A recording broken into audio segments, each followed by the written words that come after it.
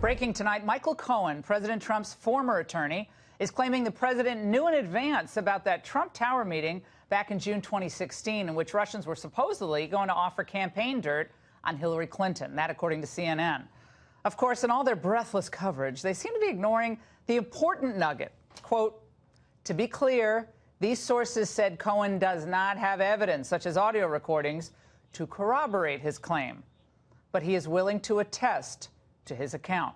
Here now to react, former U.S. Attorney and Fox News contributor Andy McCarthy and Wall Street Journal columnist Kim Strassel. Welcome to both of you. Andy, let's start with you here. Boy, it seems like Michael Cohen's gotten very talkative, wants a lot of stuff coming out over the last few days. What do you make of this latest claim? Well, I think he's had a change in posture over the last number of weeks. The retention of Lanny Davis certainly was an indicator of that. I think the big problem he'll have, if this is actually his version of events, is apparently he has talked about this before in prior testimony and prior interviews and evidently did not cough this up. I've always thought that if Mueller believed that Cohen was somehow the key to proving a collusion case against Trump, there's no way he lets that case walk to the Southern District of New York.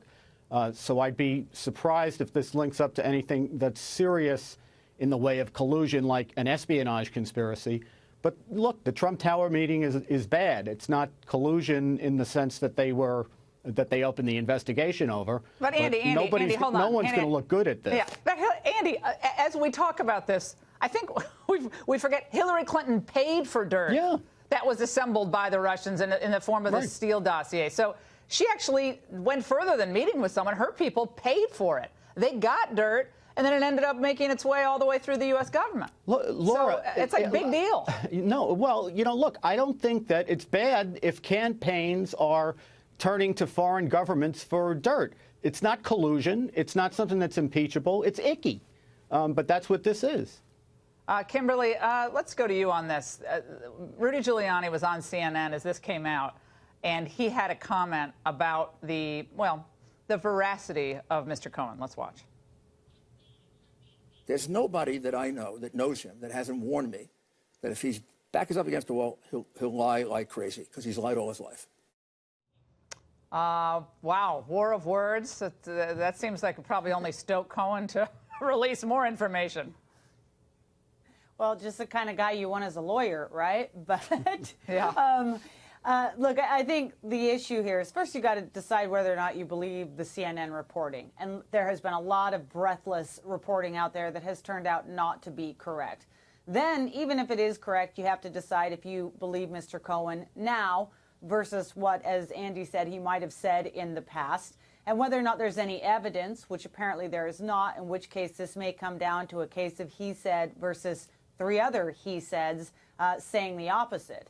But, I mean, what Andy said is true. It kind of looks icky, but I think the bigger point here is there a crime? Right. And it's obviously was not a crime for Trump Jr. to meet with this Russian national and find out what she had to talk about. It's also not a crime for Mr. Trump to have had prior knowledge of it either, Mr. Trump Sr., the president. The question is he ever under oath said that he didn't know? Was he in any situation where he might be viewed as having lied to federal law enforcement? I'm not really sure that's the case. So it's another potentially bad headline if it's true, but I'm not necessarily sure it's any legal jeopardy. Yeah, and Andy, this Veselnitskaya woman was there to push the Magnitsky Act. Like she was trying to get him to push Congress on that Magnitsky Act because of Russian adoption. I mean, the whole thing was nothing to do with Hillary. So it was a big scam, big play, and they were all, it sounds like they were all played in that meeting. Jared was bored. I think he got up and walked out, or Manafort walked out. And so it was a big nothing. But if this is where they are now, Andy, on this level, and we're going to get to the Twitter issue in a moment, what does this tell you about the state of the Mueller investigation? It seems to me that the Mueller investigation is winding down to a conclusion. That investigation or that indictment that they brought recently against the 12 Russians who are actually intelligence officers, I don't think that's the kind of thing that you should indict. But putting that aside, if you read the indictment and the logic of it, it kind of excludes the possibility that there could have been the kind of espionage conspiracy that everybody was so whipped up about that caused the investigation to start in the first place and led to Mueller's appointment. So if it is winding down, I sure hope it's winding down, because it seems like it ought to. Yeah, this report out today that Mueller is looking through the president's tweets. Yeah, well, who thought he wasn't?